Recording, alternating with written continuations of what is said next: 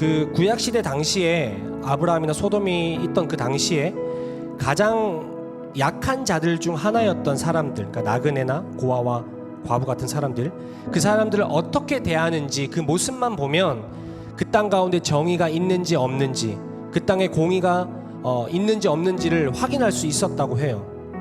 그래서 아브라함은 나그네를 대접하는 사랑을 실천해서 하나님 생활 방식을 따라 살아가서 축복을 받았지만, 소돔 사람들은 어떻게 했느냐? 소돔 땅에 2명의 나그네가 도착했다는 소식을 들으니까 소돔에 살고 있던 모든 남자들, 젊은이 노인 할 것 없이 모든 남자들이 다 도시에 찾아온 그 나그네 2사람을 욕보이고 유린하고 짓밟기 위해 혈안이 되어 있었다고 성경이 기록을 하고 있어요. 그러니까 소돔에게는 정의와 공의를 찾아볼 수가 없는 것이죠. 가장 약한 사람, 내가 가장 짓밟기 쉬운 사람이라고 생각했던 거예요. 그렇게 행했던 것이고, 그러니까 정의와 공의를 행하는 사람들, 혹은 아브라함과 같이 사랑을 자원해서 실천하는 사람, 소돔 땅 안에 딱 10명만 있었어도 하나님께서 내가 소돔을 멸망시키지 않겠다고 아브라함에게 약속했는데, 그 소돔 땅 안에는 정의와 공의를 실천하려는 사람, 아니 사랑을 나누려는 사람이 10명도 없었다. 저는 1명도 없었다고 생각을 해요. 그렇기 때문에 소돔이 멸망한 것이죠.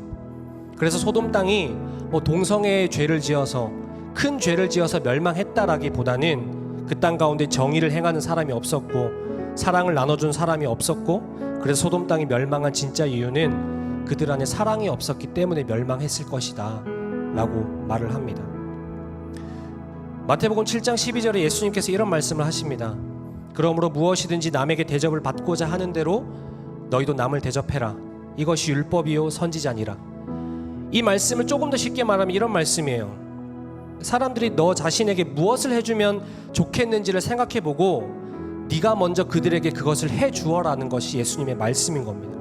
예수님께서 산 위에서 하나님 나라에서 살아가야 할 생활의 방식을 들려주시던 산상수훈에서 선포된 한 말씀인데, 이 말씀이 곧 율법과 선지자라고 말씀하고 있어요. 이 뜻은 구약 성경에 나오는 하나님께서 주신 600개가 넘는 율법과 또 여러 예언자들과 선지자들이 했던 설교들을 종합한 결론의 말씀이 바로 이 말씀이라는 거예요. 대접받고 싶으면 내가 먼저 대접하고, 사랑받고 싶으면 내가 먼저 사랑하고, 인정받고 싶으면 내가 먼저 찾아가서 남을 인정해 주어라.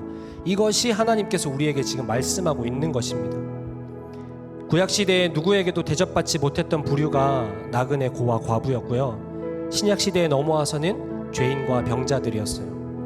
이 사람들은 누구에게도 환영받지도 대접받지도 못한 사람들이었습니다. 그런데 아브라함은 나그네를 맞이해서 내가 가진 것을 다 내어줄 정도로 극진히 대접을 했어요. 그리고 이 땅에 오셨던 예수님도 이 땅에 오셔서 가장 많은 시간을 보낸 사람들이 제자들, 그리고 죄인과 병자들이었어요. 아무도 찾아가지 않고 아무도 돌보지 않고 아무도 관심 주지 않았던 그런 사람들에게 찾아가서 예수님이 계속 시간을 보냈다는 거예요. 시간을 함께 보내면서 그들의 이야기를 들어주고 그들을 위로하고 공감해 주는 것, 그것이 예수님의 사역이었던 거죠. 그래서 복음서를 살펴보면 예수님께서 병든 사람들을 정말 많이 고쳐주잖아요. 이게 우연이 아닌 거예요. 예수님은 항상 죄인들과 병든 사람에게 늘 함께 하셨기 때문에 그 사람들을 고쳐주는 기적과 사역을 많이 행하셨던 것이죠. 이런 말씀을 우리들에게 들려주신 하나님께서 이제 우리가 그렇게 살아가야 한다라고 말씀하고 계세요. 내가 나보다 높은 사람을 대접하는 건 당연한 거잖아요. 나에게도 대접해 줄 수 있을 것 같은 사람에게 그것을 바라고 내가 대접하고 내 것을 나눠주는 건 당연한 거예요. 누구나 할 수 있는 것이죠. 그런데 아무에게도 대접받지 못할 것 같은 사람들, 아무에게도 사랑받지 못할 것 같은 사람들, 그런 영혼들, 가장 낮은 곳에 있는 사람을 섬겨주고 대접해주고 내가 가진 것을 나누어 주는 것, 성경은 이것이 진짜 사랑이고 이것이 바로 정의고 이것이 바로 공이다 라고 말씀하고 있습니다. 그리고 이것이 하나님의 생활 방식이다, 하나님을 믿는 백성들이 살아가야 할 삶의 방식이라고 하는 거예요.